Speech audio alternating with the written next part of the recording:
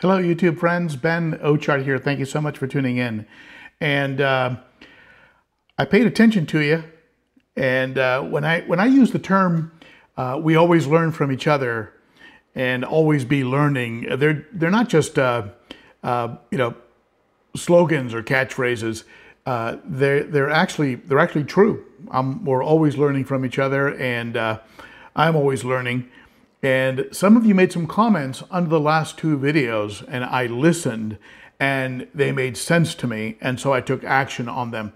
So what I'm going to do is I have here this 55-gallon tank that's on its side, and instead of using the spray paint that I talked about before, I gave it some thought, and you know, in the past, something that's been very upsetting to me in the past has been a scratch. You know, you get a scratch on the viewing panel of the tank, and it seems like all your attention goes on that scratch. And certainly when you're filming video, that scratch can show up. Algae can settle into the scratch, and it can be very upsetting. Well, you know, one of the things you can do if a tank was to get very badly scratched for whatever reason, and sometimes it can be very unintentional. I mean, you get a piece of rock in a sponge that you're using to clean the inside of your tank.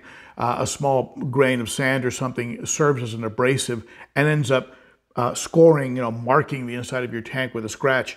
And so it can happen very quickly and very unintentionally. Heck, I have a friend of mine. I mean, you probably know Evan Alexander, IFG. He had fish that were picking up rocks and hitting the glass, and actually creating marks on the glass with substrate that they were picking up and spitting out. So it's amazing how your glass could become marked. But at any rate, if it became marked badly, you could conceivably flip the tank around, and now use the other, you know, the other side of the tank, which has no marks on it, or which is clean. Now, if you were to have spray painted the back of that tank, that would be very difficult to do, because there are some acrylic paints, there are some roll-on types of paints that are sort of plastic-based, and that you can peel off very easily. But spray paint is very hard to take off, and when you can razor blade it off, and you may end up with a cloudy tank. So I started thinking about that and some of the comments that you made, and I ended up running out and buying some of this. This is a backing that some of you are probably already familiar with, and you can see the way it looks.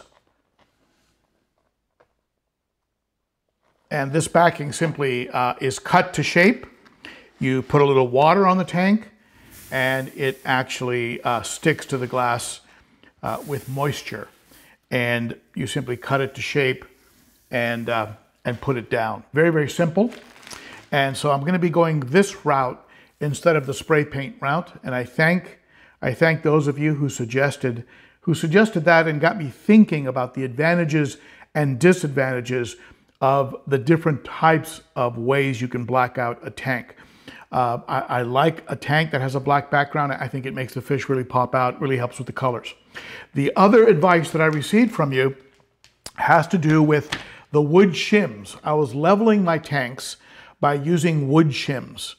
And so one of you mentioned, a couple of you actually, mentioned that a composite or a plastic shim that is waterproof could actually provide do a better job, because it's not going to rot over time or change its shape when it gets wet. And let's face it, things around an aquarium at some point are probably going to get wet. I mean, that's just all part of the hobby. So what I did is I went online. I ordered up these things.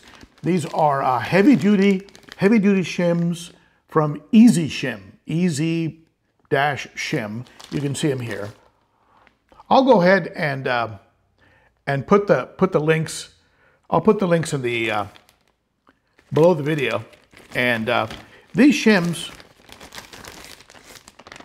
are plastic. You get quite a few of them in a box, or rather in a bag here in a plastic container. And You just simply break them off as you need them, and you push them in as far as they need to be in order to make the aquarium level. So these, of course, will be impervious. They will not be affected by water. They will not change their shape over time. They will not swell or rot. And so I thank you for those 2 tips. We are truly always learning from each other and always learning. And so I'm going to go ahead and get this set up. You really clean the heck out of the glass. You squeegee it. It has to be perfect. And then you go ahead and you separate this from the backing. You separate these 2 parts. You can see there. And this matte black background then becomes the background of the tank.